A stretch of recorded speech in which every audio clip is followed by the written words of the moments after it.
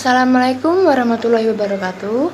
Perkenalkan, nama saya Andira Ayu Desjana dari program studi biologi Fakultas Sains dan Matematika Universitas Diponegoro. Jadi di video kali ini saya akan membahas mengenai kultur mikroalga yang diambil dari beberapa sampel, yaitu PDAM, mineral, sungai, kolam, dan genangan. Sebelumnya saya akan membahas mengenai kultivasi mikroalga. Kultivasi mikroalga merupakan salah satu teknik yang menumbuhkan mikroalga dalam lingkungan tertentu yang terkontrol. Pada pengamatan kultur mikroalga dilakukan dengan dua metode, yaitu metode tertutup menggunakan botol air mineral berukuran 600 ml yang berisikan sampel dari beberapa sumber, dan metode kedua yaitu metode terbuka menggunakan wadah yang diisi dengan koin Rp100. Setelah itu keduanya diletakkan di bawah sinar matahari.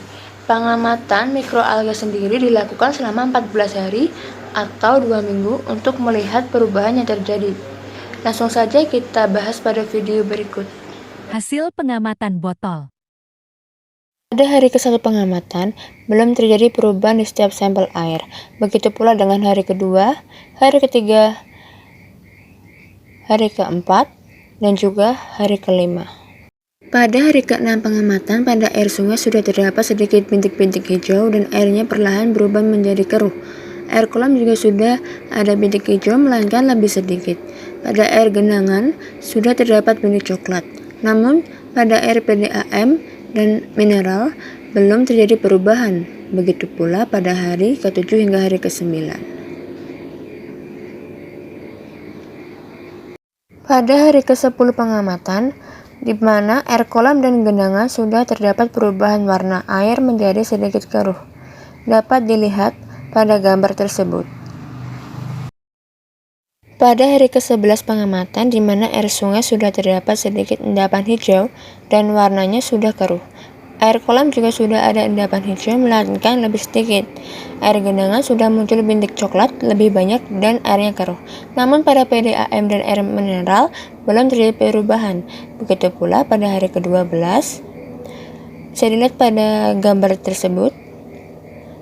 Hari ke-13 di sini juga sama dengan hari ke-11 dan ke-12.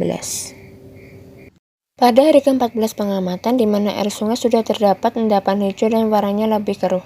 Air kolam juga sudah terdapat endapan hijau dan warna airnya berubah menjadi keruh. Pada air genangan sudah muncul endapan coklat dan warnanya berubah menjadi lebih keruh.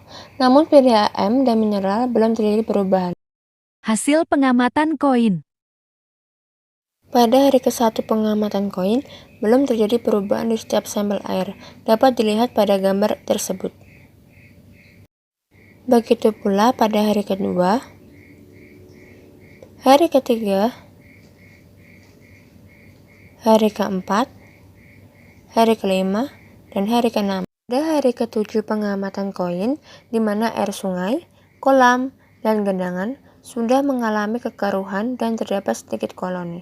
Pada air mineral dan PDAM belum terjadi perubahan sama sekali. Begitu pula pada hari ke-8, hari ke-9 dapat dilihat pada gambar, dan juga hari ke-10. Pada hari ke-11 pengamatan koin, di mana air sungai dan kolam mengalami kekeruhan dan terdapat sedikit endapan koloni. Pada air genangan, warna air keruh dan terdapat endapan koloni tetapi lebih sedikit. Pada air mineral dan PDAM tidak terjadi perubahan. Itu pula pada hari ke-12 dan juga pada hari ke-13. Hari ke-14, di mana air sungai dan kolam mengalami kekeruhan dan terdapat endapan koloni sedikit. Pada air genangan, warna air keruh dan terdapat endapan koloni lebih sedikit, di mana air mineral sudah terdapat koloni, dan PDAM terdapat perubahan warna dan tidak terdapat koloni. Pembahasan. Pada botol yang berisikan air sungai pada hari ke-14, terdapat endapan hijau dan warnanya berubah menjadi keruh, di mana pada air sungai yang mengalir dari hulu ke hilir banyak dijumpai mikroalga jenis Chlorophyta, karena mikroalga ini sebagian besar hidupnya pada air tawar dan apabila warna berubah, menandakan bahwa air tersebut mengandung atau terdapat mikroalga. Pada air yang berisikan air genangan, terdapat endapan coklat yang lebih sedikit dan warnanya berubah menjadi keruh, dikarenakan mikroalga yang terkandung di dalam air genangan sedikit atau tidak terlalu signifikan. Pada botol yang berisikan air kolam terdapat endapan hijau yang melayang dan air warnanya berwarna keruh. Hal ini dikarenakan air kolam ditemukan mikroalga. Pada botol yang berisikan PDAM dan air mineral tidak terjadi perubahan. Hal ini dikarenakan air PDAM dan mineral melalui proses pengelolaan yaitu filtrasi sehingga tidak terdapat mikroorganisme di dalam air tersebut sehingga aman untuk kebutuhan sehari-hari. Sedangkan pada pengamatan kultur koin selama 14 hari, pada mangkuk yang berisikan air mineral terdapat koloni namun dalam jumlah yang sedikit. Hal ini dikarenakan pada air mineral terdapat mikroalga yang menggunakan sistem terbuka sehingga mendapatkan banyak suplai karbon dioksida. Pada mangkuk yang berisikan air sungai mengalami perubahan air menjadi keruh dan terdapat endapan koloni. Hal ini dikarenakan pada air sungai dasarnya memang sudah terdapat mikroalga yaitu jenis Chlorophyta. Pada mangkuk yang berisikan air PDAM tidak ditemukan koloni tetapi warna air menjadi keruh. Hal ini dikarenakan air PDAM melewati beberapa tahap hingga tidak terdapat mikroorganisme di dalamnya. Pada air mangkok yang berisikan air genangan terjadi perubahan air menjadi keruh dan terdapat endapan koloni. Hal ini dikarenakan pada air genangan termasuk air yang tidak mengalir sehingga terdapat sedikit mikroalga. Pada mangkuk yang terakhir yaitu mangkuk berisikan air kolam, terjadi perubahan warna dan endapan sedikit. Hal ini menunjukkan bahwa air kolam mengandung mikroalga. Oke, tadi merupakan video mengenai pengamatan mikroalga yang dilakukan selama 14 hari pengamatan.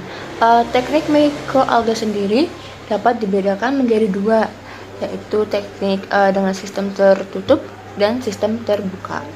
Apabila terjadi perubahan dan endapan pada suatu jenis air, maka menandakan bahwa air tersebut dapat mikroalga.